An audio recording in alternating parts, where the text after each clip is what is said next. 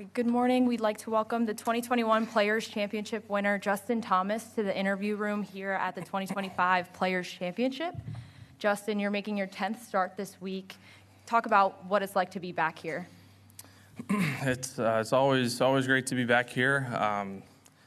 I was just trying to think of honestly what the media room situation was like over the years, and I don't remember it being this big, that's for sure. But it's I think everything that the tour has done with Sawgrass, just with the whole experience, with the golf course. I mean, it always just looks so perfect, so perfectly manicured. It's it has a very, very special feel to the entire week, and I think you can tell, players are starting to get into that mindset and kind of that mode of, it's getting to the big stretch of golf here, and I think it definitely seems to start with this event, so it's great to be here. You have 3 top 10s already this season, including a runner-up at the American Express. Just talk about where your game is right now heading into the week.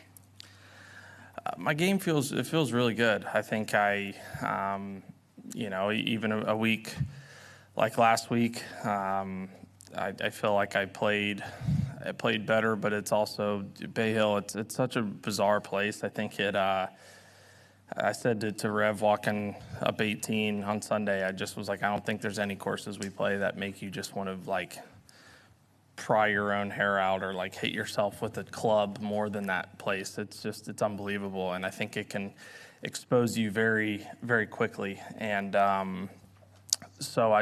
but sorry, I kind of got off topic there, but the reason I said that is because even the weeks that I feel like I maybe don't have great finishes or I haven't had great finishes, I feel like it's close and doing a lot of the right things. So I'm excited to keep playing and competing and trying to give myself chances to win.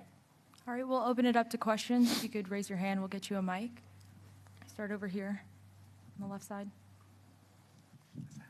Thanks. Is there one hole that plays more different now than when you first came here in 10 years, either due to course alterations or distance gains? Distance-wise, no. I mean, the golf course plays so different in March than it does in May. It's just the difference of Bermuda and Overseed is like 2 different golf courses. I think the year that I won, it was. I mean, I don't know how many years we've done this in March now, but it was definitely the firmest or the closest to May I've seen it play. I think this course is more fun and more challenging when it gets like that. I think it puts more of a premium on just on the shot making and just the ball striking aspect. I think that's why, in May you saw so many different winners. I think you saw a huge variety of bombers and short hitters and left to right to left, whatever you want to call it. But obviously, when it's a little bit softer, it changes that. It's I think you've seen some just longer hitters that are winning because the course does play much softer. But it requires the people to play from very similar places on a lot of holes. So you can get very different weather. You can have some nasty cold north winds in March versus May. So I'd say a lot of the differences just kind of come from how the golf course and the weather gives you. We'll go to Paul right here in the back.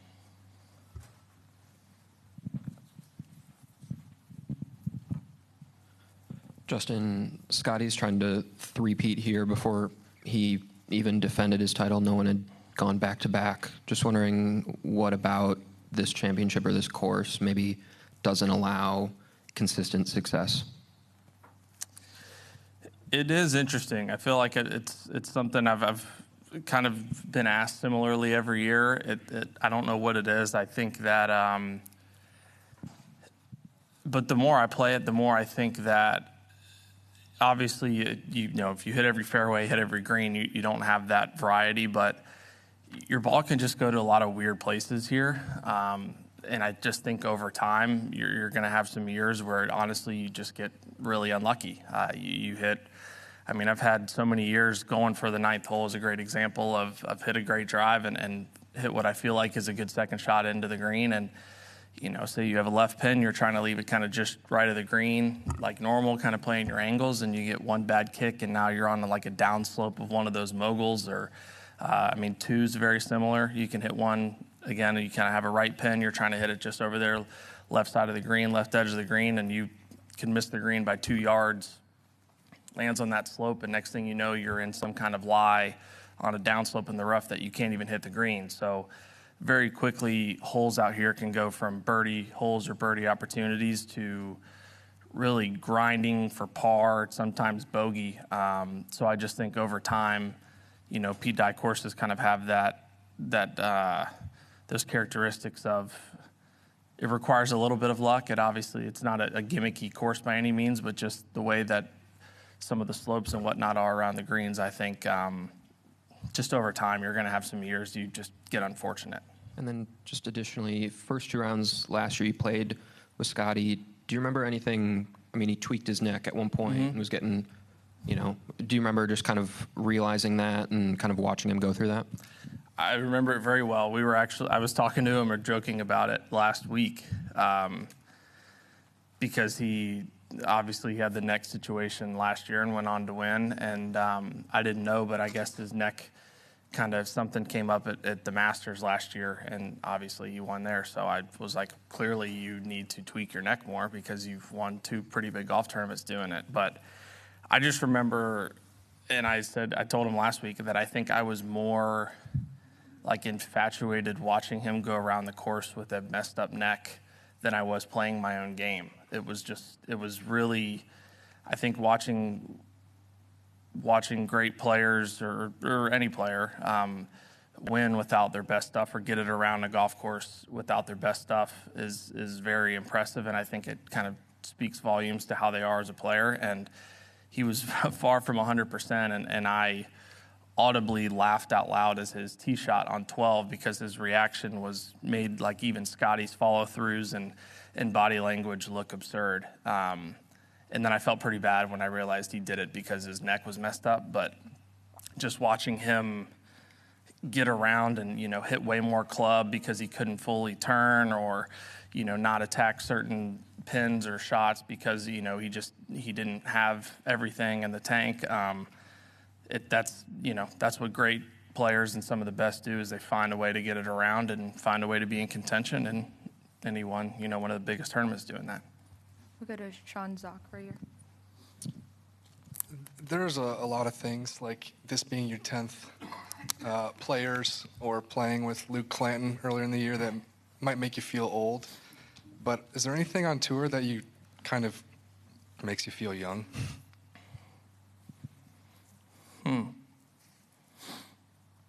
It's not good that I can't come up with an answer probably pretty quickly. Not really. I think I'm holding on to my, to my friendship with the Gary Woodlands, the Adam Scotts as much as I can to try to make them feel old and make me feel young. So maybe guys like that are my only saving grace. We'll go front left right here. Yes, you mentioned how the course here can turn birdie opportunities into survival golf pretty quickly. Over these 10 years, how have you learned to adjust to the conditions here and avoid trouble as best you can? I think it's you have to be in the right state of mind. You have to be very patient. You have to be accepting at a place like this, and that's obviously easier said than done. I'm like all of us or all the other players. I'm sure I've had years I've done it better than others, but the goal is to play well enough to not present those opportunities as often as possible. But, at the end of the day, things are going to happen, and it's just really about minimizing the mistakes. I think driving the ball is extremely important here, which is, I think, a huge reason Scottie, has not only done well here but everywhere, but especially here, driving the ball is a premium because you have a lot of scoring clubs and 4 par 5s and birdie opportunities. So, getting it in the play off the tee, and then from there, really just taking each hole and each shot for what it's worth. Because I think once you get ahead of yourself, you could be standing on a hole like on 8, and you're like, well, I got a par 5 and number 10 or number 9, and then I have a short iron at 11, and then another par 5 and 11, and then a short hole at 12, and you're thinking I have some birdie opportunities, and next thing you know, you can make a couple bogeys or even doubles pretty quickly, and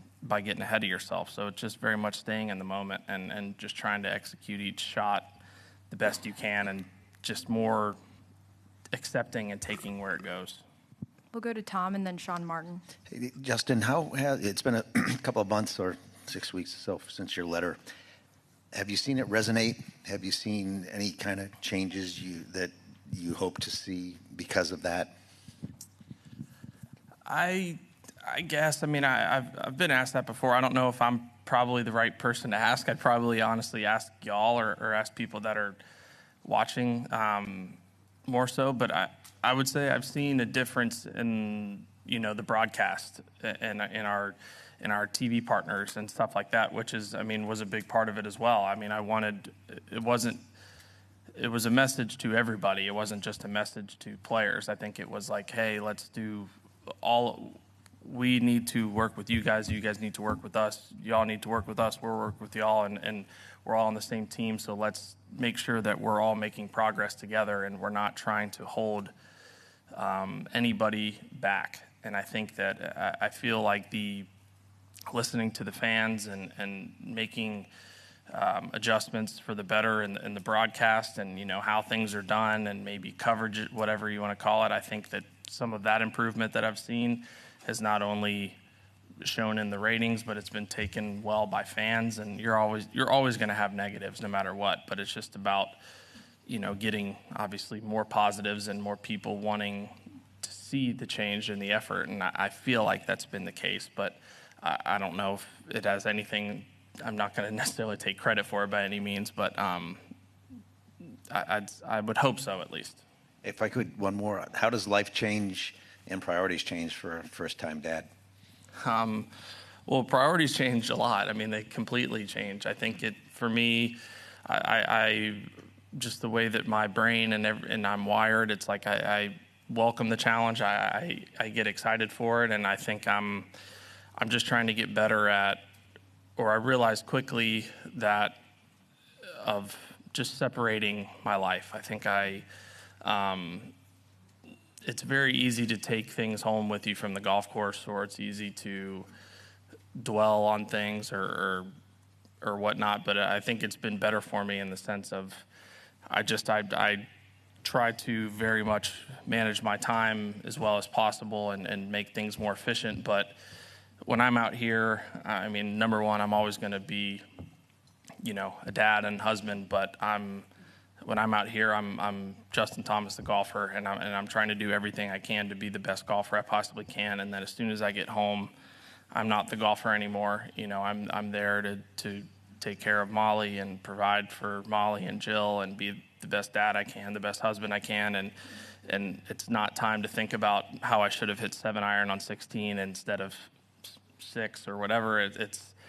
So I think that's helped me because I'm just prioritizing things differently and not dwelling on things in the past, because it's when you're taking care of a 3-month-old, it's no time to be thinking about anything other than taking care of a 3-month-old.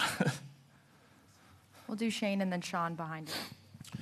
Justin, I'm doing a story on pace of play, and I was talking with Gary Young, and he was mentioning that they have this data every week of who's the fastest player, who's the slowest player. They can aggregate it over time.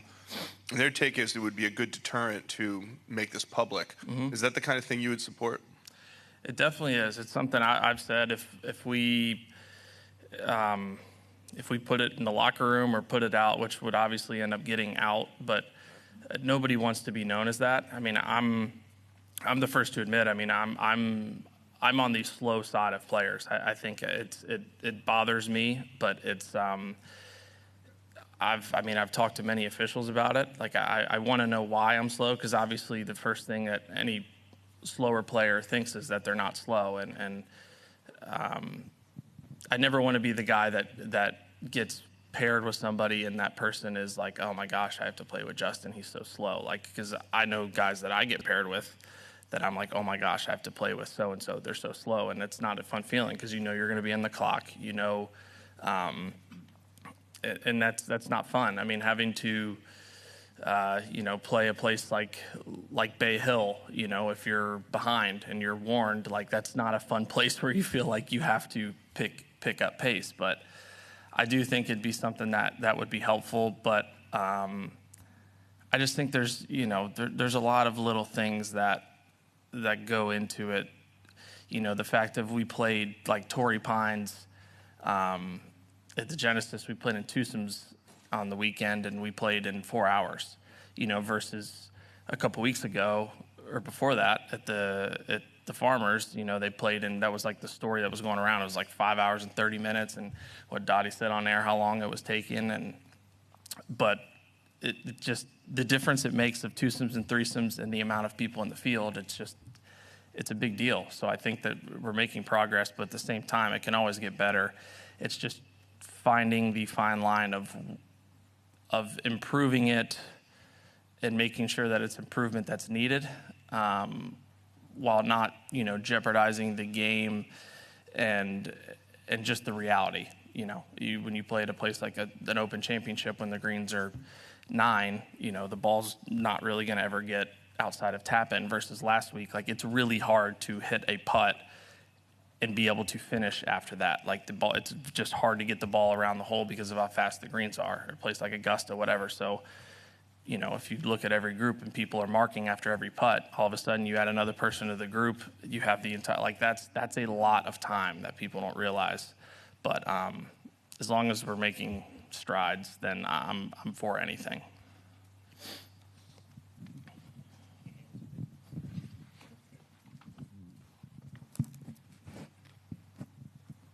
After Rory won Bay Hill, he said that, you know, he's kind of taking a look at Scottie's game and the success he'd had and things that he wanted to take from Scottie's game. I was wondering if you've done something similar, if based on his success, there's things you try to emulate in your own, or just if Scottie continues to have success, how he might make people reconsider kind of how to play in this day and age, or play differently.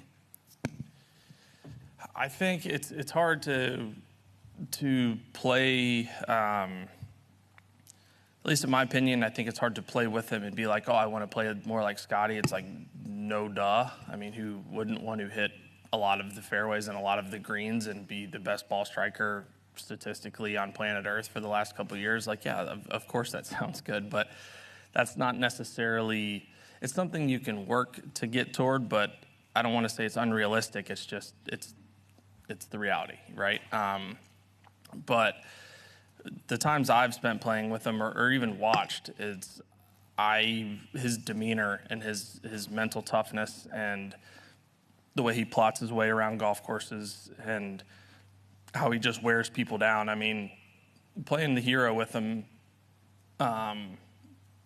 in December last year, and that was a good learning experience for me, because I mean, I've been in contention a lot the last, you know, couple years, and that I haven't won, but that I hadn't had a lead and played with it and got to watch the guy who's won more than anybody in my own group, and just playing with him in that situation it sucked because he beat me and I didn't play well, but it was a learning experience for me to just watch how he plotted his way around, and I feel like very similar to what I've done many times when I've won and how I've handled it mentally, and I think that's what he does better than anybody else. And then you add that with the quality of his golf, and it's why he's been so tough to beat over the years. So I think there's a lot of areas of his game you can obviously choose to try to copy or emulate, but I think his mental side is what separates him more than people realize.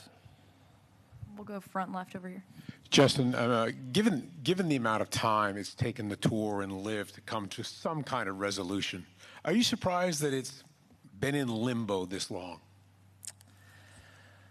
I guess, but I also don't know. I mean, there's just so much that goes into it. Like, I think I'm glad I don't know more, or I'm not more invested, because I think it would be mentally draining, physically draining. It just would be exhausting. And yeah, I think it's very obvious we all just want it to get resolved, but it's just something that's pretty serious. So it's not like you or anybody can say, all right, this is what we're going to do, without it being perfect. And I think it obviously everybody needs to be on the same page, and I think when it gets to that level, I don't know if the government's getting involved. Like there's just way so many things above my pay grade that are involved that I don't know about, that I probably shouldn't or can't speak to, because there's just so many things involved in it. But I've obviously, like the rest of us, we'd love for it to be done sooner rather than later. As a follow-up, when there is the few times there might be conversation amongst players, do you get the sense that fatigue has set in with not just with yourself, but with all the players? It definitely has. I mean, I think this is like the third time I've played this tournament while this has been going on in some way, shape, or form. So, yeah, I think we're kind of like past the level of exhaustion. At least it's not consuming everything we're being asked about. You just get a couple things here and there, but there's just so many of us really on both sides, both us on tour and I think the LIV players, that we don't really know what's going on, and we're just playing golf and hoping for the best, and because there's a lot that we don't know and that we can't control or do, letting the higher ups do it. We have time for just a couple more. We'll do Doug first, and then Adam. You mentioned the 3 years. Has LIV been good for golf? Would we be playing for you, not us, obviously, playing for $25 million? Would the players be taking greater ownership of things if not for LIV? I think you'd be stubborn, and as stubborn as I am, to say that a lot of things that have happened have been because of them and what's gone on. I mean,